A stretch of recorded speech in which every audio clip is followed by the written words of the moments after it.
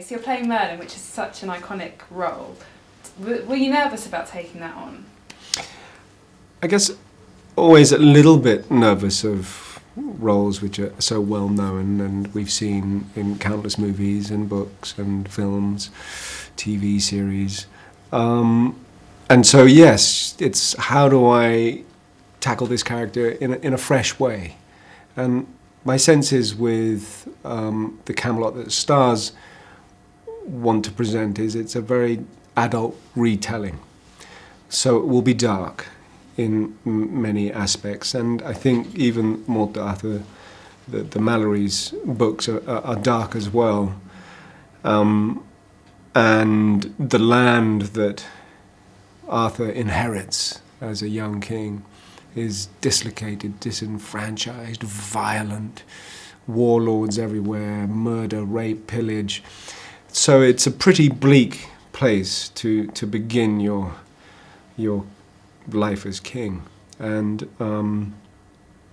I liked the dark retelling of the story, the adult version of Camelot. And I felt with Merlin and tackling him that I wanted to see less of a long-wigged, long-beard, staff, prophetic kind of mind reader, but more of a brutal politician that has probably had the ear of many an emperor before, has seen the way that people rule and power, and has probably become tired and of mankind, of dictatorship, of the fallibilities and conditions of mankind. And I think he sees this one chance at the death of Uther to bring in this young boy that he's nurtured as a baby, with always the view of being able to put in a purity into governing and into unifying a land.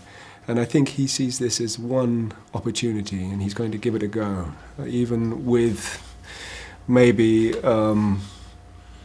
certain hesitations about it. But I think he ultimately feels he's got to give this one chance to try and bring a democracy, a kind of a morality back into the human condition. And it's with great cost. And I kind of love that. And I don't think we've seen too many. There's Camelot the musical, there's John Boorman's Excalibur, I think there's a BBC Merlin. I've mentioned in other interviews, I think we've seen Merlin in Gandalf, in Obi-Wan Kenobi, and certainly Luke Skywalker is definitely the Arthur to that Obi. So we've seen these characters, but it's lovely to actually revisit these tales again. They're very exciting, and also to see how myth and legend is born and how we're all manipulated to believe these stories, and actually what is the true definition of a legend, and we re-examine in these stories about how these legends come about, and maybe they're not all quite what they seem. Maybe they're painted in one way, but the reality is very different. And is the mythology and the magic important to the show? I think it is. I think mythology and magic is vital.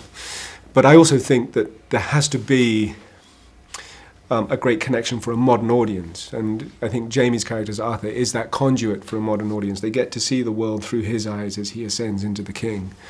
And it is a world where you do believe in dragons and in magic. But I think there's a more terrifying reality, and that is the sort of mankind and the manipulation. And I think Merlin lives on that cusp between the magic realm and the real world, and we get glimpses into it. And certainly Morgan goes down the darker side of the magic realm.